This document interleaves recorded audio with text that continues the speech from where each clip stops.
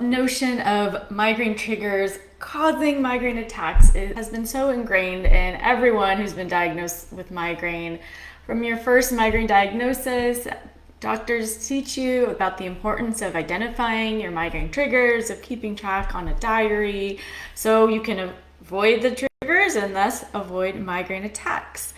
It seems so simple and straightforward, and yet more and more neurologists are realizing that simply avoiding migraine triggers is not just an effective strategy for migraine prevention alone. So today we're going to jump into this idea of rethinking migraine triggers, rethinking the importance, the weight that they have in living with migraine, and how actually kind of hyper focusing on migraine triggers can actually be counterproductive. So great to see some of you here. If you've got questions about triggers, maybe if you want to throw in your top triggers. I know for me, what I consider a trigger, which we're going to unpack that term shortly. Some of my top triggers include my menstrual migraine, poor sleep, heat, overexertion, stress. These are my big ones, but love to hear what your top triggers are. And we've got a huge discussion in the Yoga for Migraine Facebook group all about people's triggers.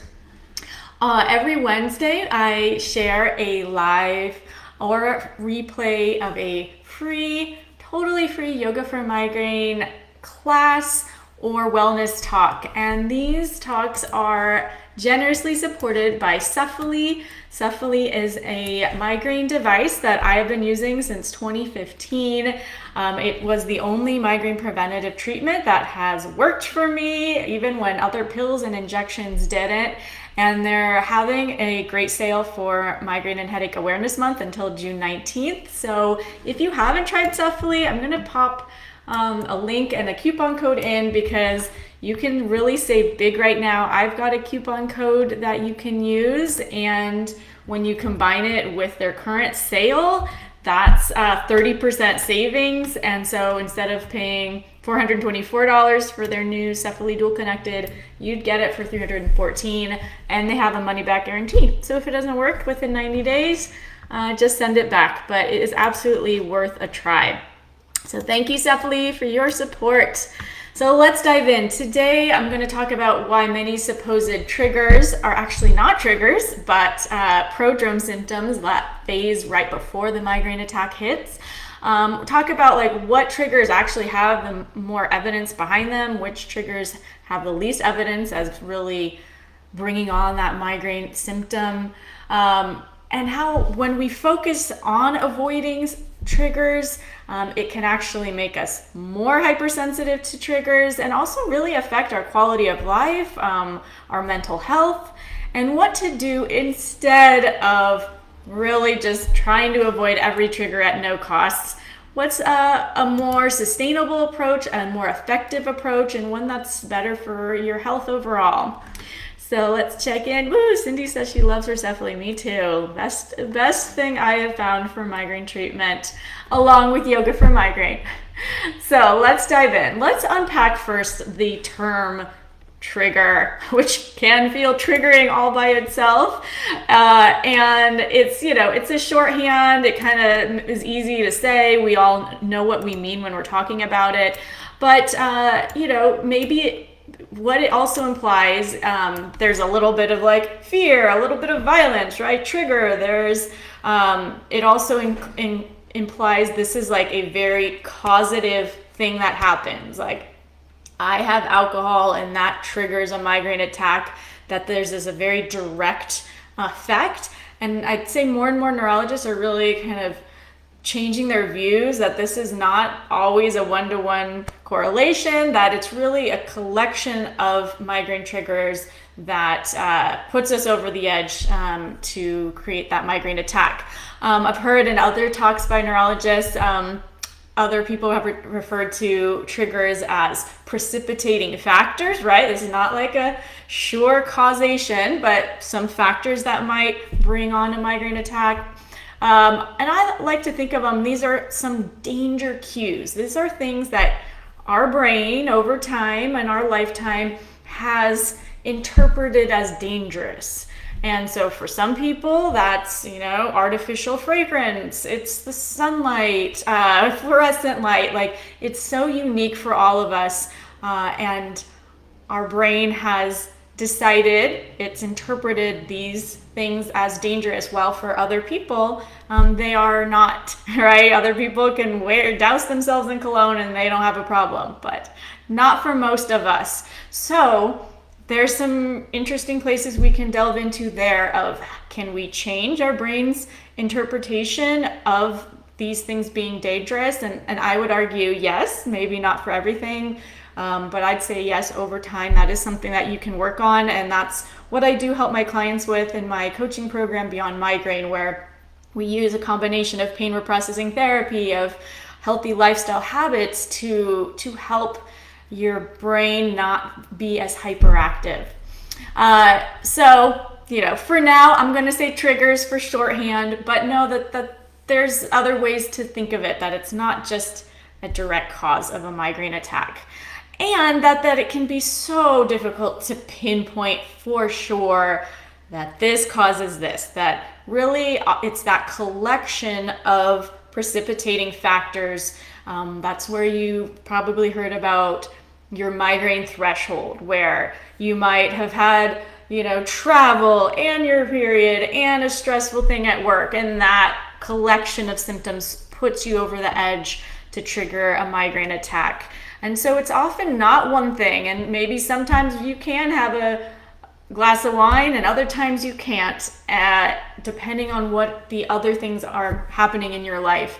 So know that it's murky. It can feel very hard to pinpoint, and often we think we got it, and what we think is a trigger might not even be a migraine trigger, but a symptom of a migraine attack already in place. So let's talk about those prodrome symptoms, or the premonitory symptoms. So migraine attacks typically, if you're not like a daily intractable, have a phase where you have your prodrome phase. Then, if you think of a bell curve, then the migraine attack is the higher symptom and pain phase of it. And then the postdrome, that's that migraine hangover effect. So there is a lot of confusion, and that more and more neurologists are seeing that what many people see as a trigger for migraine attacks, such as neck pain, light sensitivity, mood changes, food cravings. There's so many people think, if I eat chocolate, that gives me a migraine attack. More and more neurologists are seeing that these are actually symptoms of the early stages of migraine, the prodrome phase, where the migraine is already underway. And these are symptoms rather than the trigger, but it can be so hard to tell what's what.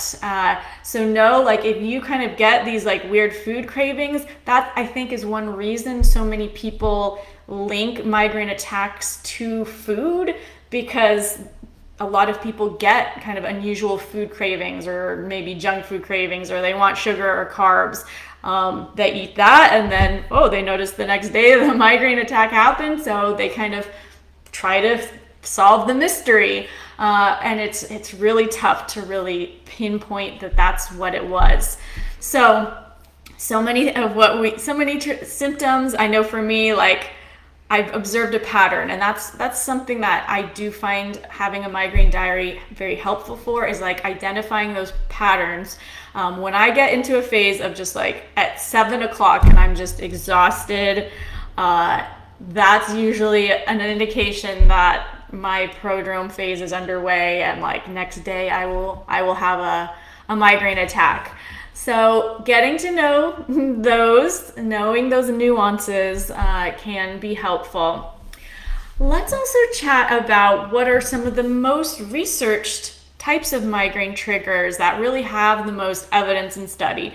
Not to say that if one of these isn't one of your top triggers, that your trigger is not legit. I mean, that's the thing about migraine. It's incredibly individual. And everyone's experiences are so unique. So even if something's not been well researched. I want you to know that doesn't mean yours is not real. And but even with that, it's so hard to tell. So some of the top researched triggers are menstrual changes. That's definitely one of mine. The commonality you'll hear in all of this is that whenever there is a change in our physiology, in our eating, in our sleep, in our stress, like in the weather, the changes can be interpreted by our brain as a danger cue and then kind of put us on like high alert, and then the migraine attack can come later. So changes like menstrual hormones, fasting, not eating, that's a big reason why I work with my Beyond Migraine clients I don't work on nutrition and diet. That's not in my wheelhouse. There's great people that can help you with that. But really like regular eating is what I help my clients with. And stress and that up and down, like you've got all these different hormones and tension. Like when you have stress, not only during a stressful event, sometimes people are great during the stressful event, but it's that letdown migraine, that change, these peaks and valleys that then bring on a migraine attack. Often you can get through the stressful event, but later you're like hit with it. And then weather triggers are very complicated because they are so unique. But that is something that there's been some research on, although the research, and I'll post a link into an amazing article where I'm kind of pulling a lot of this from, and a great article by Dr. Marmura, talking about, really what we're talking about today, rethinking migraine triggers as the end all and be all of migraine prevention. So check out that article because he's got all the citations in there for these studies I'm talking about. So whether, maybe there's some effects, if there's some effects, it's mild, and again, so individual. For some, it's pressure changes. For some, it's sunlight, it's wind. There is no universal thing, and that's the nature of migraine.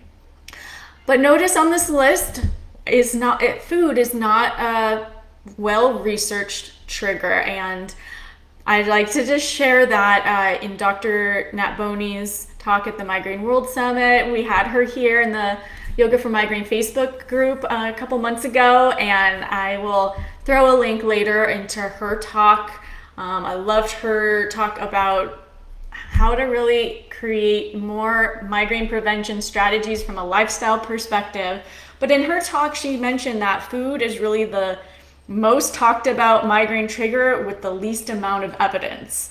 So again, if you know for sure for you, a trigger, if you would avoid a certain thing and you feel better, like more power to you. But it sometimes is hard to tell, and it can feel really limiting too if you felt like you've had to really change your diet because of migraine and haven't reintroduced things to see if things have really affected you. So food is one thing that we can feel like we can control, and I think that's why so many people put so much emphasis on their food, working with their food as a trigger, but really there hasn't been a whole lot of research and evidence to support that. All right, where are we off to now? Let's talk about how really there have been studies, and really in so much of the work I do with pain reprocessing therapy and chronic pain management, that show that avoiding triggers is just not an effective strategy. Why? Because we can't control everything. So it's like a losing battle. Like there's only so much we can control. And it can create this like sense of self-blame where, you're just feeling like, oh, it's your fault if you have a migraine attack because, you had a glass of wine. So there's kind of these mental health aspects that are not healthy and can exacerbate migraine, which I'll talk about. So it's hard to identify. It's hard to avoid everything, like the weather. And it can create this unhealthy sense of anticipation of a migraine attack kind of always lurking, and that we're like playing whack-a-mole with migraine triggers, trying to snuff them all out. And it's just an impossible game that only increases our hypersensitive nervous system. So this is why in pain reprocessing therapy, which I'm certified in, which is a huge part of my Beyond Migraine coaching program, along with yoga for migraine and self-care strategies, is helping to change your response to these danger cues, to your migraine symptoms, so that you can observe sunlight, if that's something that you've noticed tends to be a migraine trigger for you, and learn to feel safer with it. And that can be some graded exposure. So like a very tangible example of how to actually move towards your triggers instead of just complete avoidance, is something I've worked with people on, is for people who have difficulty walking outside because of sunlight, because of exertion, whatever it is. You start by just sitting outside in the shade on your porch for 2 minutes. You do that every day for a week. And then you expand it to be a little bit longer. Then maybe the next week you walk to the end of the block and you come back. So you're very slowly kind of nudging. You're trying to actually get your brain to feel a little bit, triggered slightly, but not enough to like send in the fire alarm, the fire trucks. It's just like, oh, brain, there's the sunlight, I'm noticing it, and you're training your brain to feel safer with these triggers. It's slow, but this is the direction I recommend people go, because there are many dangers of trigger avoidance, which I'll talk about. So we talked about the self-blame. We've talked about like this like increased anxiety and anticipation. And then you get to the place where your whole life is like focused on avoiding triggers, to the point where you have a hard time functioning in like quote unquote normal society, where you are staying indoors, where you are closing the blinds at all costs, where you're no longer exercising, you're no longer socializing. Your world is becoming smaller, going into what Dr. Rachel Zoffness calls, who's an expert on chronic pain management and psychology, vampire mode. When you notice your life, especially with migraine, where like light is a trigger, we want to prevent going into vampire mode, because your quality of life only decreases, your mental health decreases, and your sensitivity to these so-called triggers actually is now increased, because we are not exposing ourselves to them. Same with movement, and why yoga is so helpful is that so many people with migraine have been unable to exercise and move out of one, fear, out of two, real pain increasing with exertion, out of fear of, and symptoms of being outside. And so the less you move, the harder it is to do it, and the more sensitive you become. And this only creates this like downward spiral for your health in all aspects. One of the best things you can do for your health, whether you have migraine or any other thing, is movement. And so yoga is this like beautiful little gateway form of physical activity that people with migraine can ease into, especially my form of yoga for migraine, that really can adjust to your pain level, that you can do gently to help you get back into movement again. Because when you avoid, you're only increasing your chances of chronification. It's this crazy double-edged sword. It's like, again, how do I get physically active if the physical activity brings on more symptoms? There is this little transition period that is tricky where you have to work with someone who knows what they're doing to help you ease up your exposure to your to your triggers, your exposure to activity in a way that is not flaring you. You have to go super small and slow and consistently to do that. And then you can start to then it starts to snowball where you're able to, wow, now I can have the blinds open again. Someone at Instagram just mentioned she had her blinds closed for a long time until her cat opened them and then realized, hey, this didn't even make a difference in my symptoms. So much is of this, we often understandably kind of preemptively close down because we're like, who wants to have a migraine attack? Let's just close the blinds. But it's this long-term effect that is not good for us, that is going to increase our chances of chronification when we continually limit what we do in our lives. And then our mental health sucks. We're not happy. We're dealing with anxiety and depression when we're understandably home all day alone, not able to do anything. And this happens. This is not, you are not alone if you're dealing with this. And getting yourself more functional again, socializing again, getting outside. This is the direction I help my clients go towards in Beyond Migraine. So what do you do instead of just trying to live your life to avoid migraine symptoms? And I'm exaggerating here, but I know I've personally have gone through phases where that has been my focus, and everything that you do or don't do is dictated by, will this affect my migraine symptoms?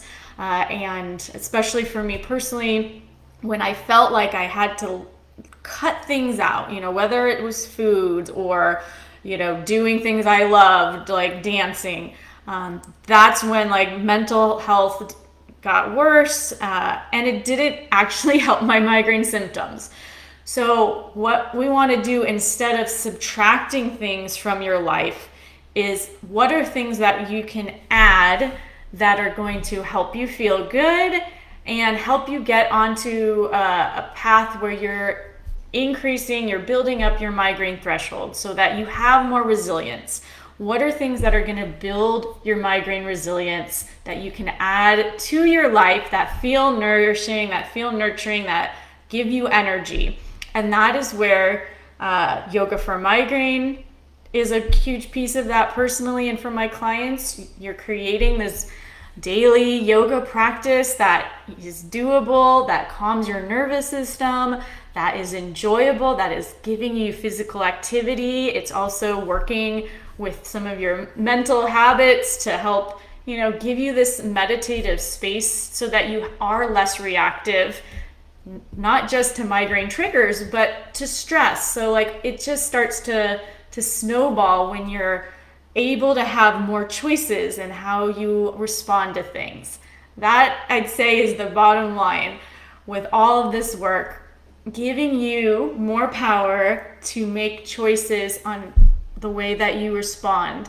And it affects even this kind of what we see as a biological or physiological response, where we think now it's just an instant thing. I am exposed to the smell of cologne and it's an instant migraine attack. And that might be where we are right now. But if we can build up all these other healthy lifestyle habits to build your resilience over time, then if you're exposed to cologne, it might not affect you. It might not be as intense if you do have symptoms. It just starts to decrease the weight, the danger of some of these things that right now in this moment, it just might feel like, no, it's clear cut. This is causing my migraine attack. And I want you to kind of open up your understanding. It's we're working more from an ecosystem of your body, of your physiology, and even of your mind, of building up resilience so that someone walks by with cologne, like maybe it annoys you, maybe you have a little something, but it's not going to like throw off your whole day. So what are some of those lifestyle habits that help? That is really where not only my work with Beyond Migraine goes, but really what so many other neurologists, like this is not just a woo-woo thing, this is something that neurologists are moving towards, of helping you to raise your migraine threshold through healthy lifestyle habits that are just good for you anyway.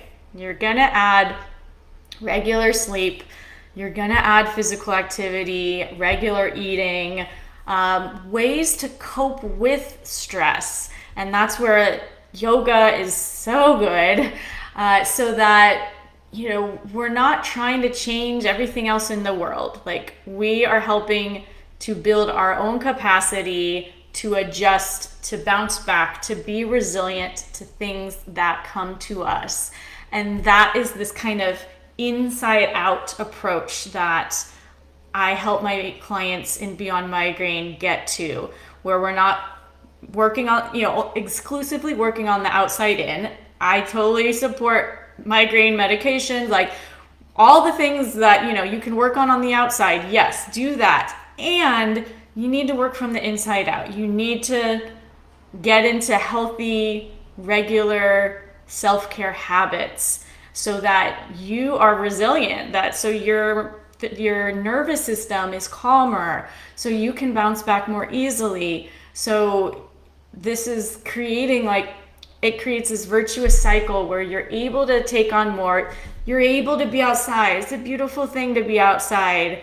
And this is nourishing you rather than being a place of like fear. So moving you towards this direction. And it's super hard to do these things on your own when you're already dealing with pain, especially at a chronic level. And so if this is something that you feel like you really need some help with, which most of us do, it's really tough to figure it out on your own and have that kind of baby step approach and know how much to push or not to push with exposing yourself to these things again.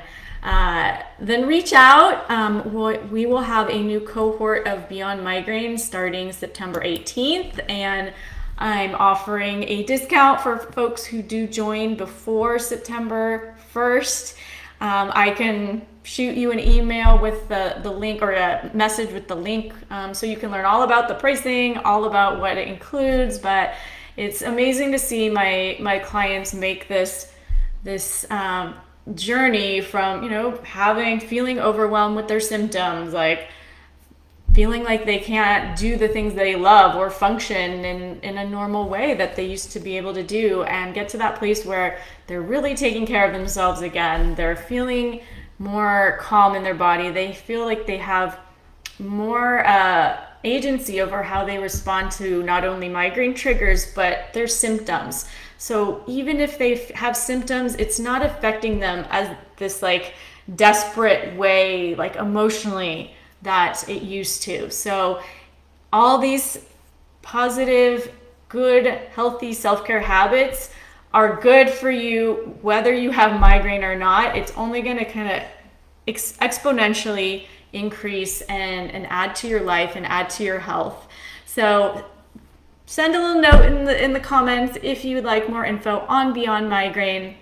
And love to hear if you've been watching some of your takeaways from today's talk. I know there's a lot, and it's like an ever-changing field, and everybody has different views on it. But I really do try to follow the science, and also that's informed by my understanding of pain reprocessing therapy, how our psychology, our thoughts, our sense of anxiety can affect migraine and what we perceive as triggers, and how yoga comes to it from this beautiful, like, whole person approach where all these self-care habits, yoga, your eating, your sleep, you're getting outside, this is building this healthy internal ecosystem that helps you be more resilient physically and emotionally to migraine.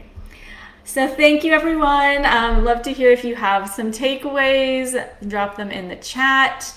And if you don't have Acephaly, check it out this week because you're going to save big with my coupon code.